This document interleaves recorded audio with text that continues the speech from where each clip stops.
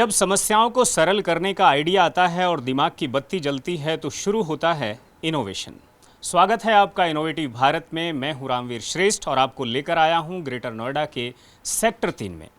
यहाँ पर एक ऐसा इनोवेशन है जिसे आपको जानना चाहिए। दरअसल ये इनोवेशन ग्लोबल वार्मिंग को डील करता है। कच्चा घर, लेकिन कच्ची मिट्टी से बना हुआ पक्का घर। ये कैसे कच्ची मिट्टी के घर धरती पर करीब 100 साल या उससे पुराने हैं, परंतु हमने अपने बचपन में देखा है जब कच्ची मिट्टी के बने हुए घर बरसात के समय में उनकी दीवारें दरक जाती थीं, गिर जाती थीं और वो समस्या बनी रहती थी। मगर यहाँ इनोवेशन ये है कि ये दीवारें बहुत मजबूत हैं। इनकी दीवारों पर पानी डालिए तो एक बूंद पानी नहीं टिकता है। कैसे, ये हम यहाँ जानने की कोशिश करेंगे और इस इनोवेशन को किया है श्रेया श्रीवास्तव ने।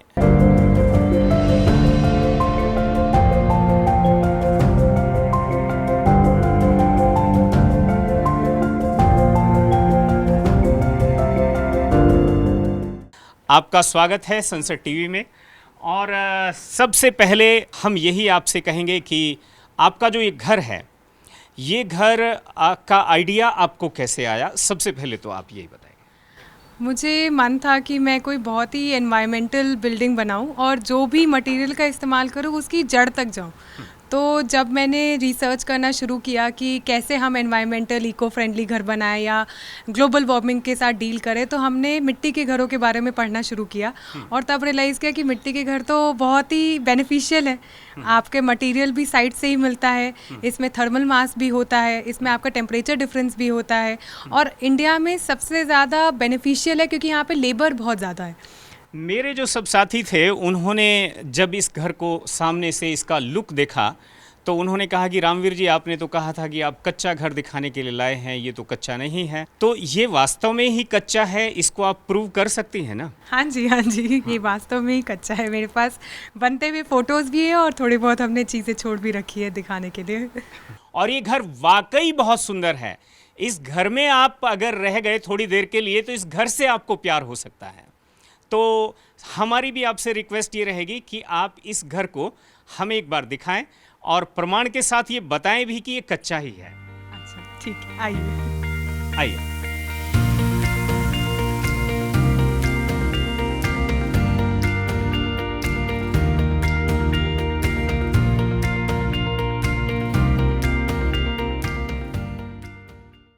मैं अभी भी नहीं कह पा रहा हूं कि ये कच्ची मिट्टी का ही घर होगा, परंतु ये वास्तव में कच्ची मिट्टी का घर है।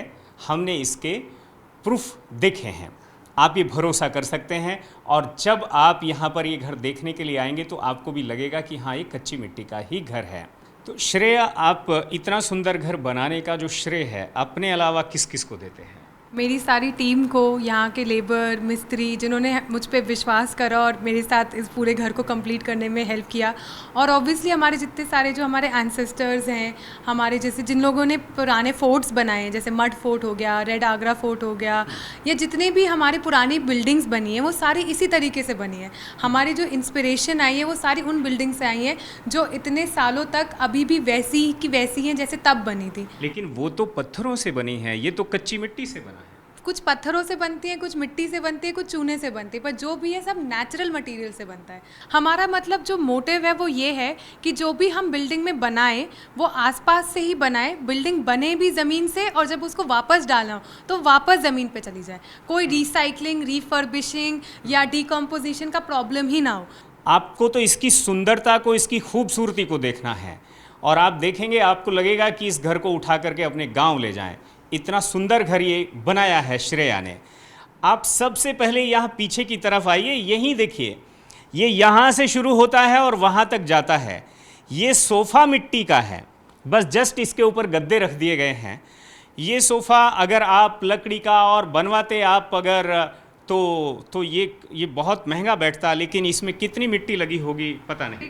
एक ट्रॉली मिट्टी। हाँ। मतलब एक ट्रॉली मिट्टी जो है आमतौर पर 600 रुपये की होती है, शहर में शायद 1000 रुपये की होती है, 1200 रुपये की। तो 1200 रुपये की एक ट्रॉली में वो एक बहुत अच्छा सोफ़ा उन्होंने बना करके तैयार कर लिया है। अगर आप गांव में रहते हैं, अगर आपके पास मिट्टी है, आपके पास खेत हैं, तो इसका मतलब ये है कि आप इतना सुंदर सा सोफ़ा आप फ्री में बना सकते हैं।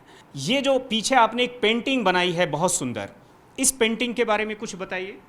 बेसिकली हम जब भी डिज़ाइनिंग करते हैं तो हम ये नहीं चाहते कि हम कोई लैमिनेट, विनियर या फैक्ट्री रिलेटेड, जैसे आप लोग अभी के घरों में जाओगे या कोई भी और आर्किटेक्ट डिज़ाइन करता है तो आपकी दीवारों पे पैनलिंग करता है, या बोर्ड की होती है या किसी पीवीसी की होती है, किसी चीज़ की होती है। तो हमें इन सब चीज़ों का इस्तेमाल नहीं करना था। तो हम जो सुंदरता लाते हैं वो हम नेचुरल तरीके से ही सुंदरता लाते हैं। तो हमारा सुंदरता है कि हम अपने लोकल आर्टिसंस को भी प्रमोट करें, क्राफ्ट्समैनशिप को भी प्रमोट करें। तो जैसे जब हम राजस्थान में काम करते हैं तो हम टिकरी आर्ट को प्रमोट करते हैं। यहाँ पे हमारे पास लोकल आर्टिस्ट थे जो पेंटिंग करते हैं। तो ये पूरी एक पेंटिंग मैंने इस पेंटिंग की जो स्टोरी है वो मैंने अपने पापा के गांव को डेडिकेट की है। वहाँ पे आम का बाग है, गाय है, ये चिड़िया हैं। तो मतलब ये पूरी डेडिकेशन उसकी है। पर जो आर्टिस्ट थे राहुल करके, उन्होंने बहुत ही अच्छा काम किया था उन्होंने। आप यहाँ पर देखेंगे कि यहाँ पर जो दरवाजे हैं उनको आर्च से बनाया गया है, जस्ट उसी तरह के दरवाजे यहाँ पर दिए गए हैं और कुछ उसे सजाने की भी कोशिश की गई है। आप झूला देखेंगे छोटा सा, उसका साइज़ यही होना चाहिए था। श्रेया खुद एक आर्किटेक्ट हैं। एक पुराना सा फ़ोन रखा है, अब ये फ़ोन चलेगा नहीं, लेकिन अभी भी जो है ये खूबसूरती को यहाँ बढ़ा रहा है। इस हॉल में लकड़ी की चौड़ी सी मेज है, टेबल है, ठीक है। ये भी आप यहाँ देखेंगे। यहाँ पटसन से बनी हुई कुछ चीज़ें हैं, ठीक है। ये झालर और ये सब भी आपने यूज़ करने की कोशिश की है। तो ये मैं जो देख रहा हूँ, ये छत में जो कुछ देखेंगे हम ऊपर की तरफ, ये सब क्या है? गड्ढे गड्ढे से ये कैसे? जब हमने पूरा मिट्टी का घर बना दिया और कोई भी बीम और कॉलम नहीं डाला तो हमारा मन था कि हम जो छत भी डालें उसमें भी सीमेंट का इस्तेमाल बिल्कुल भी ना करें। पर हमें लोकल अथॉरिटीज़ की वजह से यहाँ पे इसको पक्का स्लैब बनाने के लिए हमें इसमें आरसीसी करना कंपलसरी था। तो हमने आरसीसी जब करना चाहा तो हमने सोचा कि हम कैसे इसमें भी इनोवेशन ला सकते हैं। तो हमने इनोवेशन के लिए इसमें अपसाइड डाउन अर्दन पॉट्स रखे हैं जिसमें आपकी चिड़िया पानी पीती है, वो वाले पॉट्स रखे हैं जिससे सीमेंट का जो परसेंटेज है वो कम हो जाए और आपका थोड़ी सी ठंड, मतलब इंसुलेशन बढ़ जाता है। तो इससे आपकी कम टेम्परेचर भी जो नीचे गर्माहट आती है वो कम आती है, तो इससे आपका अंदर ठंडक बनी रहती है। अगर ग्रेटर नोएडा अथॉरिटी आपको अप्रूवल दे देती कि भाई आप नेचुरल छत डाल सकते हैं, तब आप क्या डालते? तो हम इस पे या तो बैम्बू की छत डालते या टेराकोटा की छत डालते। वो भी थोड़ी पकी हुई होती पर उसमें इतना एम्बॉडीड एनर्जी नहीं होता है। या हम गटर पत्थर की छत डालते या हम लोई और थप्पी की छत डालते। बैम्बू की छत अगर आप डाल रहे हैं तो क्या आप उस पर, जैसे सीमेंट की छत पर आप चल सकते हैं, क्या उस पर आप चल सकते थे? इतनी मजबूत वो होती? यस। तो जैसे, और अगर हम सिर्फ बैम्बू की भी ना डालें तो अब एक कॉम्बिनेशन आता है बैम्बू एंड सीमेंट का। तो आप रीइंफोर्समेंट बार्स जो हमारे मेटल के होते हैं उसको आप बैम्बू के भी बना सकते हो और उसको आप सीमेंट के साथ भी एक पूरी छत डाल सकते हो। चाइना में ऐसे बहुत घर बन रहे हैं जो ऐसे ही छत के साथ बन रहे हैं। वरना हम स्लोपिंग रूफ कर सकते थे बैम्बू की, या हम बैम्बू का डेक बना सकते हैं और बैम्बू के डेक के ऊपर आप अपना लाइमक्रीट बेड डाल सकते हैं। तो बहुत सारे तरीके हैं आप इसको कर सकते हैं। बट हर चीज़ का अपनी एक स्ट्रक्चरल इंटेग्रिटी और एक स्ट्रक्चरल तरीका है करने का। तो वो सारे सोल्यूशंस और डिस्कशंस के साथ ही हम करते हैं। बट आरसीसी के अलावा भी हमारे पास बहुत ऑप्शंस हैं। यहाँ पर आप देखेंगे, वहाँ से आपने फ्रंट देखा, ये एक हॉल देखा और इसके बाद ये पूरा का पूरा यहाँ पेड़ पौधे और आंगन जो है वो यहाँ पर दिया गया है। इस आंगन के बारे में भी कुछ बता सकेंगे? तो जैसे ये सेक्टर है अभी ये ज़्यादा भरा हुआ नहीं था, मतलब लोग ज़्यादा नहीं रहते थे। तो हम लोग को चाहिए था कि हमारी जब फैमिली आए या गेट टुगेदर हो तो हम आराम से यहाँ बैठ सकें एक प्रिवेसी के साथ। तो हमने यहाँ पे पीछे एक आंगन दिया है जिस पे हम लोग पूरे घास का मज़ा ले सकें, पेड़ पौधों का मज़ा ले सकें। तो ये पूरा साउथ वेस्ट कॉर्नर पे, तो अगर हम यहाँ पे बिल्डिंग बनाते तो वो गर्मी और लेता। तो इसलिए हमने ये यहाँ पे ये छप्पर डाला हुआ है और ये पूरा ओपन टू स्काई रखा है। तो हमारा ये पूरा इनवर्ड लुकिंग प्लानिंग है। तो ये आर्किटेक्चरल पॉइंट ऑफ व्यू से हमने यहाँ पे प्लान किया था। और यहाँ पे रेन वाटर हार्वेस्टिंग हो रहा है, पर्कुलेशन पिट है, ये सब कुछ अपना हमारा वैसे चल रहा है। बिल्कुल। ये जो दीवारें हैं, इन दीवारों के बारे में एक बार थोड़ा सा समझना ज़रूरी है। ये दीवारें जब मैं ऐसे देख रहा हूँ तो ऐसा लग रहा है जैसे मार्बल हो, मिट्टी ना हो। इसका कुछ राज बताइए। तो इसमें हमारी जो दीवारें हैं वो हमारी पूरी 14 इंच मोटी हैं, जैसे मिट्टी की दीवारें होती है, बिकॉज ये लोड बेयरिंग मिट्टी का घर है। तो हमारी जो दीवारों का साइज़ है वो 14 इंच है। फिर हमने मिट्टी की दीवारों के ऊपर बेस प्लास्टर किया है, जो कि हमारा चूना, सुर्खी और रेत सैंड का है। फिर उसके बाद हमने एक फिनिश प्लास्टर किया है, जो कि है हमारा चूना और मार्बल डस्ट का। तो ये आपको ये चिकनाहट फील हो रही है, ये मार्बल डस्ट की वजह से फील हो रही है। और फिर क्योंकि हमारे एक्सटीरियर में पानी आ सकता था, तो हमने इस पर वैक्स और ऑयल का कोटिंग किया है। तो यस, तो इस पर हम जब पानी डालते हैं तो पानी अंदर पर्कुलेट नहीं होता, ऊपर ही रह जाता है, क्योंकि ये वाटर रेजिस्टेंट बन गया है। वाटर प्रूफ नहीं है, रेजिस्टेंट है। क्योंकि क्या हम ये टेस्ट कर सकते हैं? हाँ जी। एक गिलास पानी आप, हाँ, मतलब कच्ची दीवारें हैं, कच्ची मिट्टी है, और बाहर मान लिया यहाँ पर उन्होंने मड प्लास्ट किया है, उसके बाद मार्बल डस्ट और चूना वो मिक्स करके उसका एक फाइनल उसकी प्लास्टिंग की है, और ऊपर से जो मधुमक्खी का जो वैक्स होता है, जो छत्ता होता है, जो शहद के बाद बच जाता है, उसमें ऑयल कोकोनट मिला करके और उसकी ये वैक्स की है। और हम इसको एक बार अगर ये देखें तो आप देख रहे होंगे पूरा का पूरा पानी जो है वो बह करके वो यहाँ नीचे की तरफ आ रहा है। इसका मतलब ये भी है कि जब हम छोटे थे, यानी जब आप कच्चे घरों की और कच्ची ट्रेडिशनल जो दीवारें देखते हैं, उन दीवारों को हमने पक्के घरों में इसलिए कन्वर्ट भी किया क्योंकि वो दीवारें जब 3-4 दिन लगातार बारिश हो जाती थी तो उसके बाद कई बार वो दीवारें ढह जाती थीं, गिर जाती थीं, और उसमें एक्सीडेंट भी होते थे। कई बार कोई बच्चा या कोई भी उसमें दब भी जाता था। ये इंसिडेंट हमने खुद देखे हैं। लेकिन जब यहाँ पर आप देखेंगे, ये बिल्कुल एकदम से, ये यहाँ पर बिल्कुल भी उसमें उस तरह की बात नहीं दिख रही है। इस पर आप कुछ अपना कमेंट दीजिए। अच्छा, तो बेसिकली वैसे अगर जैसे हम मिट्टी का घर बनाते हैं और किसी को ये वाला फिनिश नहीं भी करना है, उनको इतना तामझाम नहीं भी करना है, तो वो अगर सिर्फ छत को भी ईव बना दें। पानी क्या है, मिट्टी की छत, मिट्टी की दीवारों पे ऊपर से नहीं पड़ना चाहिए। अगर साइड से पड़ भी रहा है तो कोई प्रॉब्लम नहीं है। आप ऊपर नीचे तक आप पत्थर की या किसी भी चीज़ की आप प्लिंथ बना लो, और ऊपर से आप जो छत बना रहे हो थोड़ा बाहर तक बना दो। तो अगर पानी साइड से पड़ भी रहा है तो भी कोई दिक्कत नहीं है। और अगर किसी को करना है तो ये आप पूरा वाटर प्रूफिंग मेथड कर सकते हो। वाटर प्रूफिंग नहीं, वाटर रिपेलेंट मेथड हो जाएगा, जिससे पानी आपका अंदर नहीं जाएगा पर पानी आपको परेशान भी नहीं करेगा। और क्या है कि आप इसको पूरा वाटर प्रूफ नहीं बना सकते हो, क्योंकि मिट्टी की खूबी ये कि ये ब्रीदेबल वॉल है, ये पोरस वॉल है। तो इसकी ब्रीदेबिलिटी और पोरोसिटी के वजह से ही जो मॉइस्चर है वो इधर से उधर एक्सचेंज होता है, जिसकी वजह से आपका टेम्परेचर और ह्यूमिडिटी कंट्रोल रहता है इंडोर्स। लेकिन आप ये कहना चाहती हैं कि जो दीवार है पानी उसको नुकसान नहीं पहुंचा पाएगा, राइट? हाँ जी। एक बात और है, ये जो दीवारें हैं, ये जो घर है, इसकी उम्र आप क्या आंकती हैं, क्या मानती हैं एज ए आर्किटेक्ट? इसकी उम्र कम से कम नहीं तो 100 साल होगी या उससे ज़्यादा हो सकती है इसमें, क्योंकि कुछ ख़राब होने वाला है ही नहीं, कुछ भी डेटोरिएट नहीं होगा, किसी की भी कोई एक्सपायरेशन डेट नहीं है, सब कुछ तो नेचुरल है। अभी जब बारिश आएगी उससे पहले मैं क्या करूँगी, मैं उसका घोल बनाऊंगी, और जैसे हमारे बोरी का कपड़ा होता है या पोछे का कपड़ा होता है उससे एक बार वापस से पोंछ देंगे। तो बस हमें हर बारिश से पहले या हर दूसरी तीसरी बारिश से पहले उसका घोल बना के बस इस पर पोंछ देना है, जैसे कि हमारा जो वो है वो थोड़ा ज़्यादा रहे। जैसे अभी भी हमने पानी डाला तो थोड़ा सा टाइम लगा उसको, क्योंकि अभी हमने ये लास्ट 1 साल पहले किया था। अब हम फिर से इस साल करेंगे तब आपका बिल्कुल भी पानी मतलब बिल्कुल दिखेगा ही नहीं। आप देखेंगे ये जो पिलर है, इस पिलर को किस तरह से उन्होंने डिज़ाइन किया है, और हम आपको सीधे बेडरूम की तरफ लेकर चलते हैं। ये आप देखेंगे ये डबल बेड है, जस्ट ये जो हेड है ये इसमें ऐसा है जो बाहर से लिया गया है, लग सकता है आपको। ये नीचे से आप देखना शुरू करेंगे, ये मुझे मिट्टी ही दिख रही है, यहाँ तक भी मिट्टी है। और ये बेड जो है इसमें भी एक ट्रॉली मिट्टी लगी होगी। हाँ, इससे थोड़ी कम लगी है। हाँ। तो बेसिकली हमने ये पूरा बेड पूरा हमारा मिट्टी और चूने का बना हुआ है, और इसके ऊपर हमने साइड में स्कर्टिंग लगाई है बस अपने इंडियन मार्बल की, जैसे पोछा करना आसान रहे। और बाकी इसके ऊपर हमने 6 इंच का पूरा गद्दा रखा हुआ है, जैसे कि लोगों को सोने में आराम ही रहे। सामने की तरफ जो अलमीरा आपने दी है वो भी सब मिट्टी की है? हाँ जी, इसका पूरा पार्टीशंस मिट्टी का है, और आगे जो हमने शटर लगाए हैं वो लकड़ी के लगाए हैं, और इसके ऊपर जो हमने डेकोरेशन की है वो केन की डेकोरेशन है।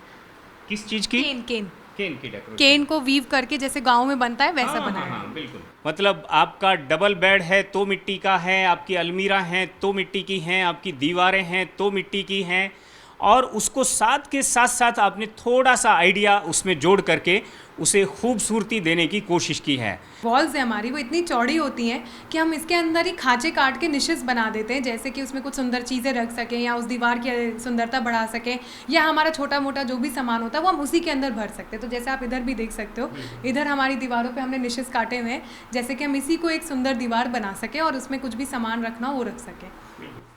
तो ये दीवार यहाँ पर देखिए, दीवार के साथ में आप इसकी फ्लोरिंग देखेंगे। आप यहीं पर आप ऑफिस की तरफ जाएंगे और नीचे फ्लोर जो है वो भी कच्चा है। आप देखिए यहाँ से आप इसका अंदाज़ा जो है लगा सकते हैं। घर में कई बार समस्या होती है और नीचे से लोग फ्लोरिंग को पक्का कराते हैं, लेकिन यहाँ पर डस्ट, मामूली सी डस्ट भी यहाँ नहीं दिख रही है। ये फ्लोरिंग में आपने क्या यूज़ किया है, एक बार वो बताएंगे आप? यहाँ की फ्लोरिंग पे हमने पूरा मिट्टी की फ्लोरिंग की है। तो जैसे हमारी मिट्टी की ईंटों में हमने भूसा, चूना, गोबर और मिट्टी मिलाई हुई थी, तो यहाँ पे भी हमने सेम चीज़ की है, पर इसको हमने छान के इस्तेमाल किया है और उसको एज अ पेस्ट लगाया, और इसके ऊपर भी हमने लिंसीड ऑयल और बीज वैक्स का लेप लगाया है, जैसे कि हम इस पर रोज़ पोछा या झाड़ू लगा सकें। बिल्कुल। मतलब अगर आप अभी भी नहीं मान रहे हैं कि ये कच्ची मिट्टी का घर है, तो श्रेया ने प्रूफ के लिए या आपको ये भरोसा दिलाने के लिए यहाँ एक पोर्शन छोड़कर रखा है कि आप इससे अंदाज़ा लगा सकें कि नहीं, ये कच्ची मिट्टी का ही घर है और ऊपर से कच्ची मिट्टी को ही प्लास्ट किया गया है। इन कोशिशों में श्रेया, एक बात है जो बहुत सब हमारी ऑडियंस, दर्शक समझना चाहेंगे कि एक घर को बनाने के लिए, कच्ची मिट्टी के घर को बनाने के लिए, ताकि वो मजबूत रहे, ताकि वो 100 साल से ज़्यादा, जैसा कि आप कह रही हैं, वो टिक सके और या उससे भी ज़्यादा टिक सके, उसके लिए जो कंपोजिशन है, वो कंपोजिशन जो है वो कैसे आप बनाते हैं? जो इसकी नींव है वो कितना गहराई से शुरू करते हैं, नींव की चौड़ाई क्या रखते हैं, दीवार की चौड़ाई क्या रखते हैं, ये सारी बातें। अच्छा, तो जैसे इसका कोई थंब रूल नहीं है, मतलब क्योंकि हर बिल्डिंग का स्पैन अलग होगा, जगह अलग होगी, उसकी क्लाइमेटोलॉजी अलग होगी, टोपोग्राफी अलग होगी, तो हर जगह का अलग अलग होता है। मैं आपको इस प्रोजेक्ट के बारे में बता सकती हूँ कि जैसे नेचुरल बिल्डिंग है, तो इसमें भी ऐसा नहीं है कि हमारी कोई साइंस नहीं लग रही है या स्ट्रक्चर इंजीनियर का कोई हेल्प नहीं चाहिए। स्ट्रक्चर इंजीनियर आपको अभी भी चाहिए, क्यों? ऐसा नहीं है कि आप अपने अकॉर्डिंग कर सकते हो और वो टिका रहेगा। तो हर चीज़ का एक स्पैन होगा, एक थिकनेस होगी और सब कुछ होगा। यहाँ पे हमने जो फाउंडेशन लिया है वो बोल्डर स्टोन्स की ली है, जिसके साथ हमने मोर्टार यूज़ किया है, सुर्खी, सैंड और लाइम का। और हमारी जो फाउंडेशन की विड्थ थी वो 3.5 फुट थी और जो हमारी डेप्थ थी वो 3 फीट थी, क्योंकि 3 फीट के बाद हमें यहाँ पे रॉकी स्ट्राटा, मतलब एक स्ट्रॉन्ग बेस मिल गया था। उसके बाद हमने जो प्लिंथ लिया है वो 2 फीट बाय 2 फीट का लिया है और उसके ऊपर हमारी जो दीवारें हैं वो 15 इंचेस की ऑलमोस्ट बन गई हैं। और जो प्लिंथ है वो कितना है? 2 feet by 2 feet, 2 by 2। And फिर हमारी जो दीवारें हैं वो 15 इंची की हैं और इसके ऊपर हमारा जो स्लैब डला है वो हमारा 5 इंच का स्लैब है। और जो हमारा सब कुछ है यहाँ पे, जो स्पैन्स हैं कमरे के, जो हमारी विड्थ है, लेंथ है, उस पर भी डिपेंड करता है कि आपकी फाउंडेशन की चौड़ाई और क्या रहेगा, आपके पिलर्स लगने हैं कि नहीं लगने, कॉर्नर्स पे क्या लगना है। पर हमने यहाँ पे हर चीज़ का स्पैन और हर चीज़ की विड्थ उतनी ही ली है जिसमें हमें पिलर की कोई ज़रूरत ना पड़े। जो मटेरियल है उसकी कंपोजिशन जो है वो क्या थी, उसमें क्या क्या आपने यूज़ किया, किस रेशो में आपने यूज़ किया, कैसे उसको बनाना शुरू किया, वगैरह वगैरह। तो जैसे जो हमारे मिट्टी का काम होता है वो हम ऐसे रैंडमली नहीं करते हैं। मिट्टी को हम पहले टेस्ट करते हैं, हर जगह की लोकल मिट्टी को हम, जैसे हमारा काम राजस्थान में है या महाराष्ट्र में है, जमशेदपुर में, हम हर जगह पहले जाके उसकी मिट्टी टेस्ट करते हैं जो हम जिस एरिया में काम कर रहे हैं। फिर मिट्टी टेस्टिंग से हमें उसकी कॉम्पोजिशन मिलती है कि वो सैंड कितना है, सिल्ट कितना है, क्ले कितना है। तो अगर हमारी मिट्टी की कॉम्पोजिशन 70:30, मतलब सैंडी 70% और क्ले 30% या सिल्ट 30% है, तो हमें वो बेस्ट मिट्टी है। यहाँ पर हमारे पास सैंडी 60% था और 40% क्ले था, तो हमने इसमें थोड़ा सा रिवर सैंड ऐड किया था अपने कॉम्पोजिशन में। फिर हमने इसमें स्ट्रॉ, विच इज़ योर भूसा, वो हमने इसमें ऐड करा था टेंसाइल स्ट्रेंथ ऐड करने के लिए, क्योंकि इस प्रोजेक्ट में मतलब मिट्टी में टेंसाइल स्ट्रेंथ कुछ नहीं होती, तो हमने स्ट्रॉ ऐड किया है। फिर काउडंग ऐड किया है स्टेबलाइजेशन के लिए, जैसे एक्सपेंशन, कॉन्ट्रैक्शन और स्टेबलाइजेशन अच्छे से हो। और जो हमने लाइम ऐड किया है वो स्ट्रेंथ के लिए ऐड किया है, क्योंकि लाइम क्या है, उसका जो स्ट्रेंथ होती है वो विद टाइम इंक्रीज होती है। तो लाइम ऐड करने से हमारी ब्रिक की भी स्ट्रेंथ विद टाइम उसकी कंप्रेशन स्ट्रेंथ भी इंक्रीज हुई है। ये हमने खुद भी टेस्ट कराया था। जब हमने अपनी mud bricks first time test कराई थी तो उसकी कंप्रेशन स्ट्रेंथ अगर जैसे 3.54 आई थी, तब हमने जब उसको 3 महीने बाद टेस्ट कराया तो उसकी कंप्रेशन स्ट्रेंथ अपने आप ही 5.56 आई थी। क्या बात? तो ये एक मतलब ये बिल्कुल नंबर्स और साइंटिफिक डेटा के साथ ही हम इस पे काम करते हैं। मिट्टी का प्रॉब्लम यही है कि जब हमने पहले काम करना शुरू किया, जब हमारे एंसेस्टर्स ने काम किया, तो उन्होंने जब काम करा तब ये पता नहीं था, डेटा नहीं था, लोग इंट्यूटिवली सिर्फ काम करते थे। तो उसका जब कोई डेटा नहीं था तो वो कुछ, अभी मैं किसी को भी सीमेंट दे दूं और बोलूं कि आप इससे घर बनाओ, जिनका कोई बैकग्राउंड नहीं, जिन्होंने कुछ पढ़ाई नहीं की, तो वो भी तो ऐसा घर बना सकते हैं जो गिर जाएगा। तो इसी वे में आपके पास मड का कोई डेटा नहीं है, तो मड को भी पढ़ के, उसको समझ के, और फिर उसके भी कुछ थंब रूल्स हैं, उसकी भी कुछ प्रॉपर्टीज़ हैं, उसकी भी कुछ स्ट्रक्चरल रिक्वायरमेंट्स हैं। आप जब उसके अकॉर्डिंग डिज़ाइन करोगे तभी आपकी ऐसी कंस्ट्रक्शन होगा जो कि ड्यूरेबल होगा। ऐसा नहीं है कि कोई भी आप उठा के आप उसको शुरू कर दो और वो ड्यूरेबल रहेगा। It has to have a scientific data behind it. यहाँ पर देख रहे हैं हम, ना यहाँ पर पंखा है जो चल रहा हो, ना यहाँ पर एसी को चलाने की ज़रूरत महसूस होती है, और यहाँ हम बहुत ही अच्छा फील कर पा रहे हैं। तो ये जो ट्रांजैक्शन हुआ है, ये जो ट्रांजिशन फेज था एक तरह से, जो कच्चे घरों से पक्के घरों की तरफ दुनिया चली गई, क्या आपको लगता है कि हमें उन कच्चे घरों में ही इम्प्रूव करने की ज़रूरत थी? और अगर हम ऐसा करते तो शायद बेहतर दुनिया बना पाते। बिल्कुल, अगर हम लोग इसी मटेरियल को और ज़्यादा इंपॉर्टेंस देके और जितना इन्वेस्टमेंट हम और फैंसी मटेरियल्स में करते हैं इसमें भी करें, अगर सब लोग इसमें पढ़ाई लिखाई करें और समझें इस मटेरियल को, तो आई एम श्योर हम इसी को इम्प्रूव करके बहुत आगे लेके जा सकते हैं। There is a lot of मतलब पोटेंशियल बहुत है इस मिट्टी में, पर पोटेंशियल का कोई ज़्यादा इस्तेमाल नहीं कर पा रहा है। प्रॉब्लम ये है।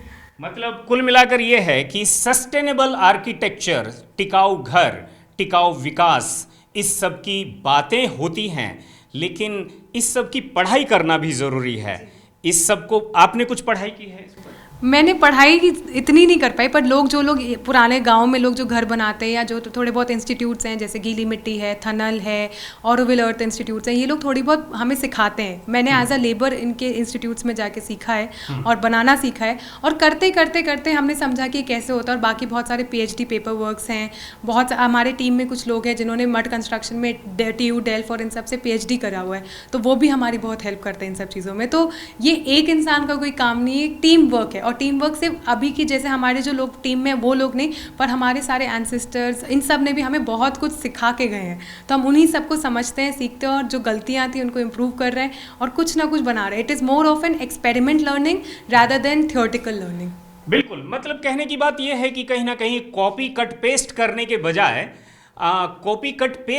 के बजाय अगर हमें उस मिट्टी की कंपोजिशन को जस्ट हमें समझना था, जो रेत और क्ले की बात कर रही हैं, उसमें कितना भूसा डालना है, कितना चूना डालना है, कितना गोबर डालना है, उसमें ठीक है, इन सब कंपोजिशन को हमें समझना था, कैसे उसको बनाना है, कैसे उसको सुखाना है, वो कितना सरल है, ये हमें बस उसको अगर हम समझ लेते तो शायद हम बहुत सस्ते घर बना सकते थे।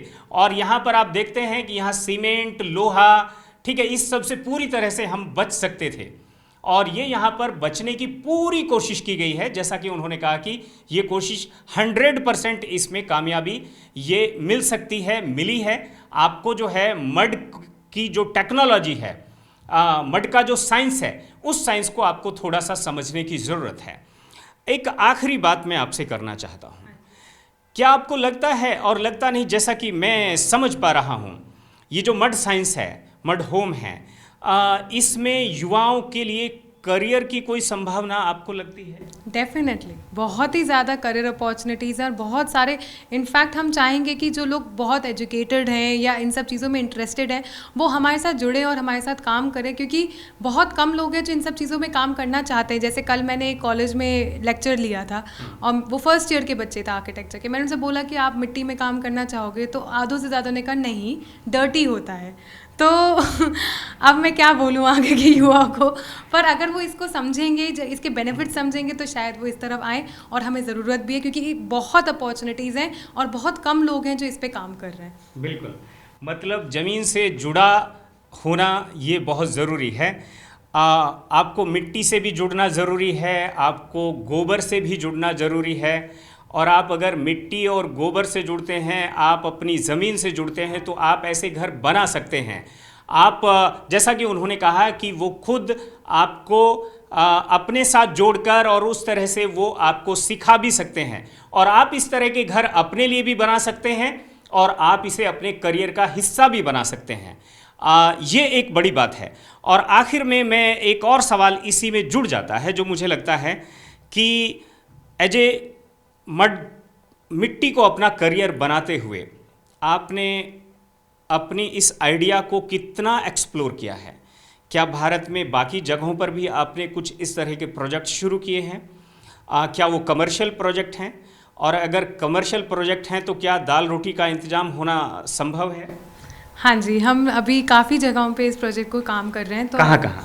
अभी हमारा जमशेदपुर में एक आदिवासी रिट्रीट बन रहा है, जहाँ पे हम वहाँ के लोकल ट्राइबल कम्युनिटी को ट्रेन कर रहे हैं। तो अभी वहाँ पे हम ऑलमोस्ट 20 to 30 ट्राइबल कम्युनिटी और कुमार कम्युनिटी के साथ काम कर रहे हैं।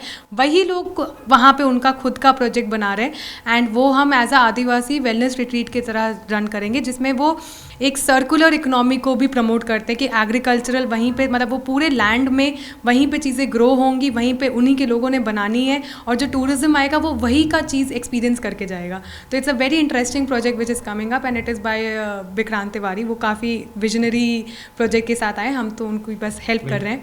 बाकी हम एक बुल्डाना में एक म्यूज़ियम बन रहा है, जिसमें हम बैम्बू की रूफ़ और मिट्टी की वॉल्स बना रहे हैं, और मिट्टी की वॉल्स हमारी काफ़ी ऊँची 40 फुट तक की जा रही हैं। तो वो हम एक संजय पुरी आर्किटेक्ट हैं, उनके साथ उस पर काम करें। मुंबई के काफ़ी फेमस आर्किटेक्ट हैं वो। एंड बाकी हमारे राजस्थान में हम लोग स्टोन पे बहुत काम कर रहे हैं। तो अभी हमारा रिसेंटली एक पूरा स्टोन का फार्म हाउस कंप्लीट हो रहा है, जो कि लोड बेयरिंग स्टोन हाउस है। तो वो भी बहुत इंटरेस्टिंग है, और उसमें हम आंगन वांगन के साथ काम कर रहे हैं। ऐसे ही ऋषिकेश में हम 2-3 प्रोजेक्ट्स पे काम कर रहे हैं जो रिजॉर्ट्स हैं। तो लोग, और हमारा एक स्कूल भी शुरू होने वाला है, गुरुकुल विप्रा करके, जो आप जानते हो। तो वहाँ पे भी हम लोग पूरा एक गुरुकुल बना रहे हैं। तो ऐसे धीरे धीरे लोग हमारे साथ जुड़ रहे हैं, और हम भी कोशिश करते हैं जुड़े। जैसे कि जितना लोग इस मटेरियल पे काम करेंगे उतना ही लोग को इस पे विश्वास होगा। तो मैं तो बहुत ही खुश होती हूँ जब कोई भी हमारे पास आता है एक विश्वास के साथ, क्योंकि बहुत ही कम लोग हैं जो अभी इस मटीरियल पर बिलीव करते हैं या इस मटीरियल पर काम कर पाते हैं। बिकॉज है तो डिफरेंट ना, जितना कम डिमांड है उतनी ही प्रॉब्लम है इसको बनाने में। पर जैसे ही डिमांड बढ़ेगी वैसे ही सप्लाई बढ़ेगा, और वैसे ही इसको बनाना ईजी हो जाएगा। बिल्कुल, और उसमें टूल एंड टेक्निक्स भी जुड़ेंगी कुछ, तो और भी ज़्यादा आसान होगा। बहुत बहुत शुक्रिया आपका श्रेया। और कुल मिलाकर के यहाँ पर हम इस इनोवेटिव भारत में से इस समझ को बहुत ज़्यादा एक्सप्लोर कर सकते हैं, फैला सकते हैं कि किस तरह से जो हमारी परंपरा है, जो हमारी विरासत है, उसे नई पीढ़ी संभाल ही नहीं सकती, बल्कि उसको इम्प्रूव कर सकती है। इसके ये प्रमाण हैं कि उन्होंने इम्प्रूव करके दिखाया है। कच्ची मिट्टी के पक्के घर जो हैं वो यहाँ पर आप अपने सामने देख सकते हैं। और इस तरह का अगर कोई इनोवेशन आपने भी किया है तो आप हमें ज़रूर बताइए। हम आएंगे आपके यहाँ तक और दुनिया को दिखाएंगे आपके द्वारा तैयार किया हुआ, बनाया हुआ, सजाया हुआ इनोवेटिव भारत।